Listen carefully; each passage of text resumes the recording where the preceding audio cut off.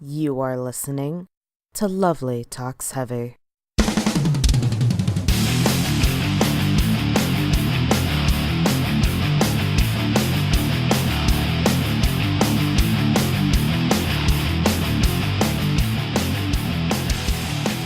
Hello everybody and welcome to Lovely Talks Heavy.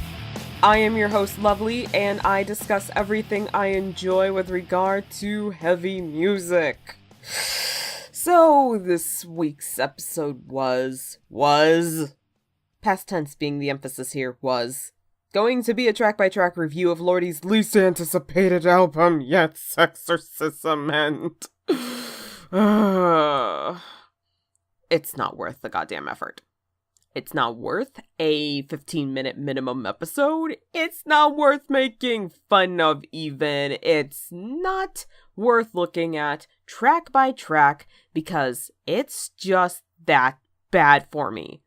This whole album is just an extended pedophilic rape fantasy that takes what made listening to Lordi fun in the first place and throws it in the goddamn garbage. What made it fun is that you're far removed enough from reality that you can't possibly take the content seriously and just have fun with it. Sure, there are topics like death and sex involved in the typical Lordi song that affect everybody. However, these topics are more often than not wrapped in lyrics so ridiculous that you can't possibly take them seriously and you want to just laugh at least a little. Now, with Sexorcism, I feel like I've gotten a good look at what Mr. Lordi really thinks behind that special effects mask of his about women and their place in the world. And who's laughing? Not me.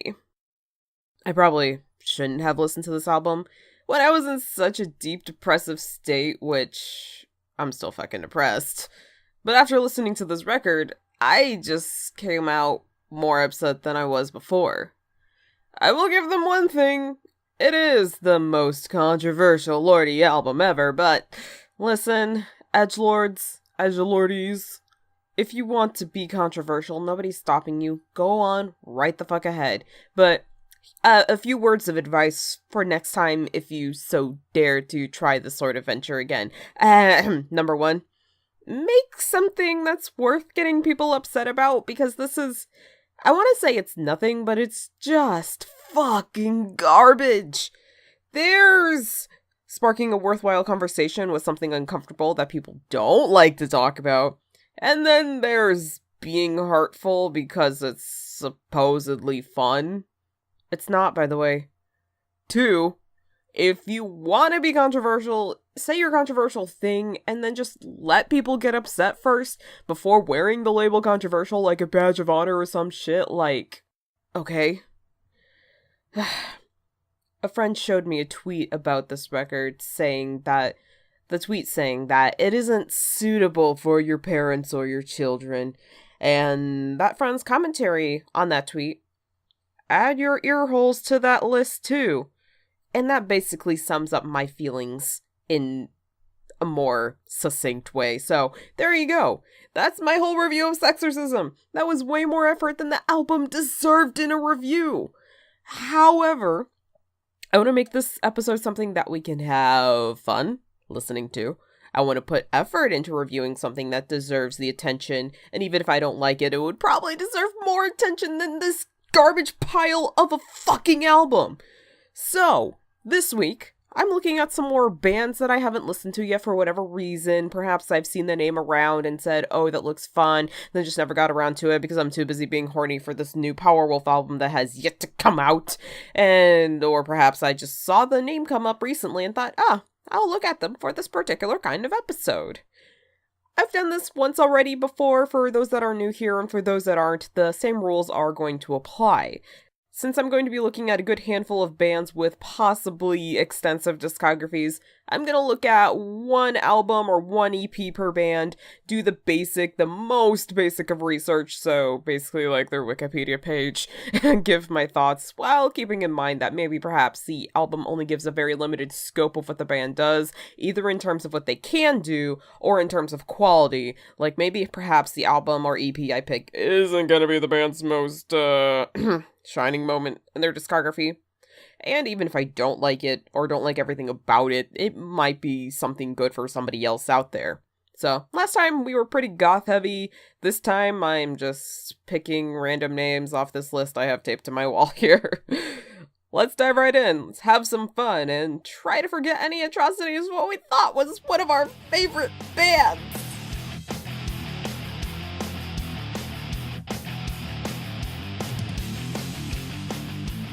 It's Gemini season, so let's take a look at Gemini Syndrome. I tried out their 2016 release Memento Mori, and given the look of the album art, I thought it was gonna be heavier, metalcore, at the least. Instead, I was transported to the year 2000, further back than 2005, like I expected. I thought we as a species have moved on from white dude nu metal. Guess not. I mean, the music sounds alright if you're into the sounds of a dude at your local karaoke bar trying to sing Chevelle, Theory of a Deadman, Linkin Park, Korn, Mudvayne, and early Papa Roach all at once. Okay, that's a bit harsh. Musically, instrumentally, it sounds okay. It just gets so overpowered so easily by the same note that the vocals consistently hit. I had the thought to myself, listening to this a few songs in, I think I'll listen till halfway, because then I'll have a good idea of what this whole album sounds like. Then I thought, no, give it a fair shot, listen to the whole thing. Turns out I was right the first time, though. But I guess that's the price you pay for trying to review an album fairly. Admittedly, it's very radio-friendly. As in, I feel like I've heard these songs on the radio before in some capacity, when I was in high school specifically. It was a shining moments, if any, on this album lies solely in the verses of the song Zealot. The verses are real bangers for me, which is also weird because in the case of radio-friendly rock, choruses tend to be the star of the song. Those are the real selling point of the song. Those are the things you really sing along to, at least haphazardly, half coherently while you're drunk at your music festival. But in this case, if you asked me what the choruses to any of these songs sounded like, I honestly would not be able to tell you. There's also the song Sorry Not Sorry, which sounds good in every facet except for lyrically. I just kept having the thought, who hurt you? Who hurt you? Over and over again, listening to this, damn, son, you're bitter. I know, I'm a metalhead, and we, the genre is very angry and bitter, but damn. I mean, yeah, okay, I think it's very clear at this point I'm never gonna go out of my way to recommend this band to anybody out there, but if you do like the sounds of a dude at your local karaoke bar trying to sing Chevelle, Theory of a Deadman, Linkin Park, Korn, Mudvayne, and early Papa Roach all at once, you just might like Gemini Syndrome.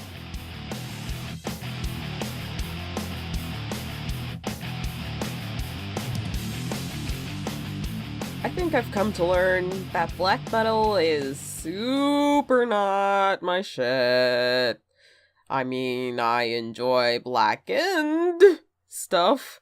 I'm just not a fan of the pure 100% concentrated black metal. Musically, I don't entirely get it. It's fine, though. It's just not for me. I just like something a bit more melodic, coherent, with some more production value. That said, I gave Svalbard's latest EP a try, hoping that I'd like it, but it's just not my shit. I mean, Svalbard's good if you enjoy black metal. That should be right in your comfort zone, right in your alley, maybe. I don't know. I don't know how to judge black metal. I wanna like it. I just can't.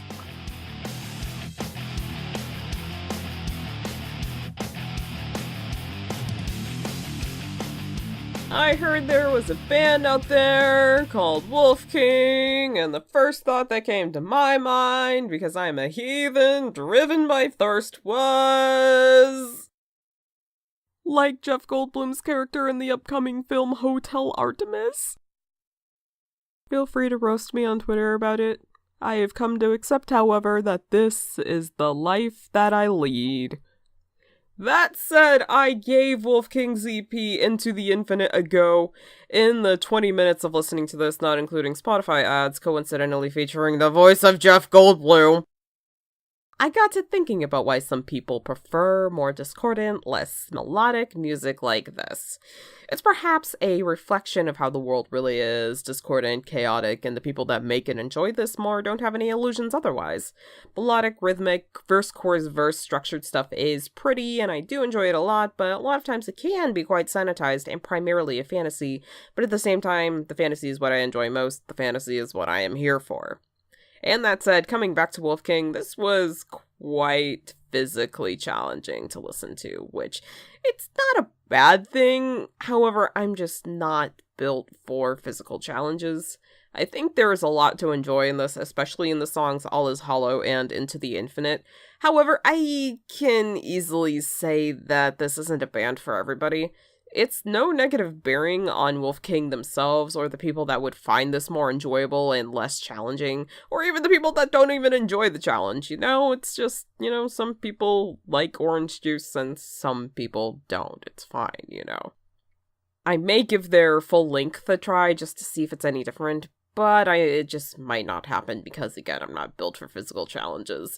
I wouldn't be mad, though, if, a friend wanted to take me to a hardcore festival because they were going to go with another friend, but that other friend dropped out and were like, come on, would you like to come with me, lovely? And I was like, sure, I've got nothing to do today, so we go out there and, we're having fun, and they're like, oh, I really want to go see Wolf King on stage, and I'm like, sure, cool, I've heard of them, and, even though it's physically challenging to have to process in, my body, there's still moments that I enjoy within that challenge.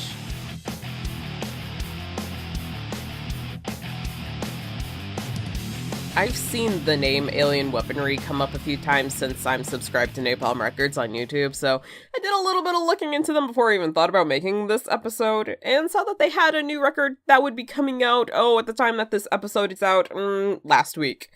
So I thought, let's look into their first full length for this kind of episode. So I gave Alien Weaponry's album 2 a listen to, and honestly, I am quite amazed. It's an album that I personally have a bit of trouble distinguishing tracks from each other, but that's perfectly okay in this case because each track is really solid, really good, really just well done.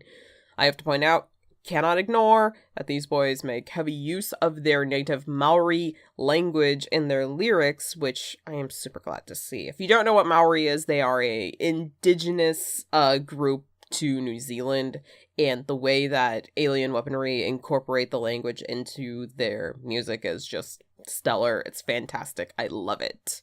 I already cannot wait to see what they do with their native language and the next musical creation they made, and they already just put this album out. It's fantastic.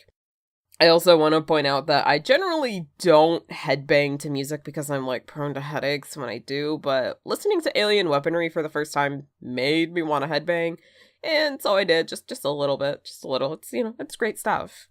If you want to get a start on this band, I highly recommend the songs Kai Tangata, Uruta, Raupatu, and PC Bro. It is good shit. Alien Weaponry is definitely a new favorite.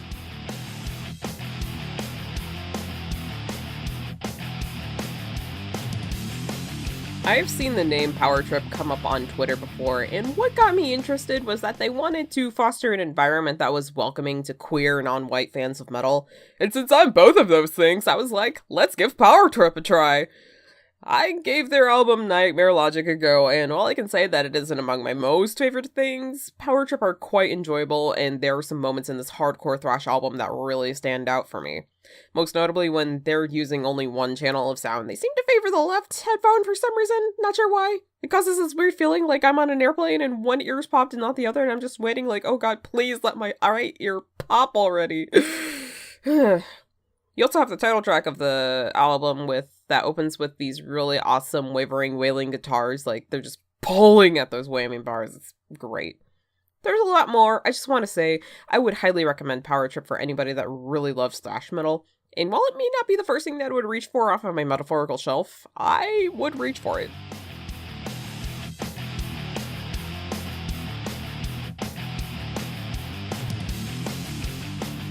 So, Bewitcher really know what I mean when I say I enjoy blackened stuff.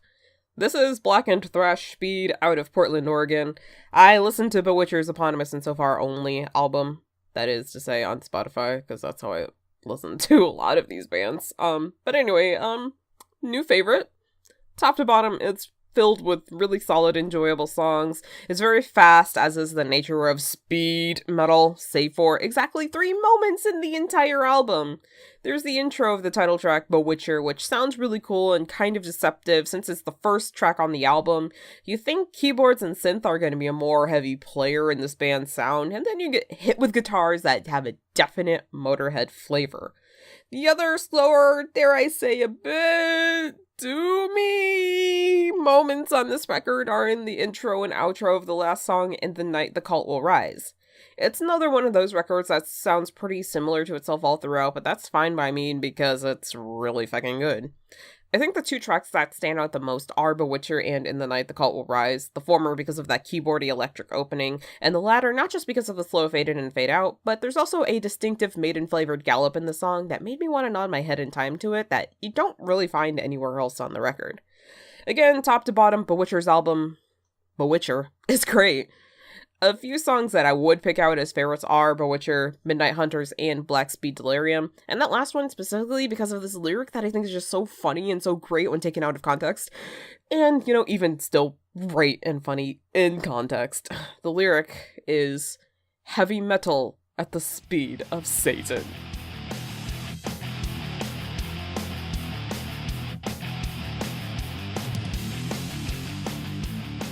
Okay, so I might have been lying when I said black metal was super not my shit, ? Either that or it's just escape of music that I have little idea how to navigate. Who knows anymore? The point is that I like Summoning now. I listened to their album Stronghold, and despite my not being a fan of any of Tolkien's works, I found myself enjoying being whisked away to a symphonic, blackened musical adventure inspired by this band's obsession with Tolkien.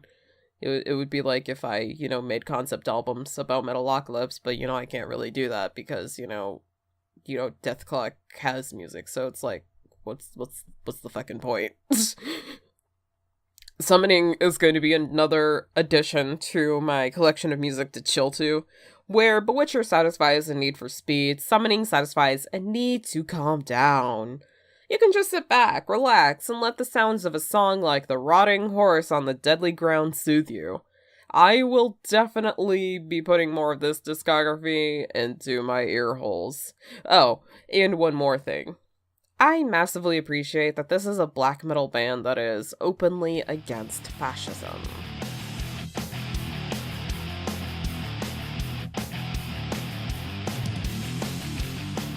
So that's gonna do it for this episode of Lovely Talks Heavy. I said there wasn't gonna be a discernible theme this time around, but it looked like a very blackened, thrashened, hardcore-centric band exploration. I mean, that was just completely coincidence more than anything, just because I have so many names of bands and musicians on a list taped to my wall, and it's easy to forget where you saw which name and where they could possibly be and all that stuff, so regardless, I had a lot of fun exploring these bands that are new to me. I look forward to when I can do it again. If you want to suggest me a band to explore in this kind of episode, hit me up on social media. On Twitter, Tumblr, Instagram, YouTube, and Mixcloud, I am Lovely Metalhead. Be sure to share the show with a friend or two, if you have that many. I know I don't. That's a fucking lie. Until next week, next Saturday, the next episode of Lovely Talks Heavy, you stay brutal, my friend. Goodbye.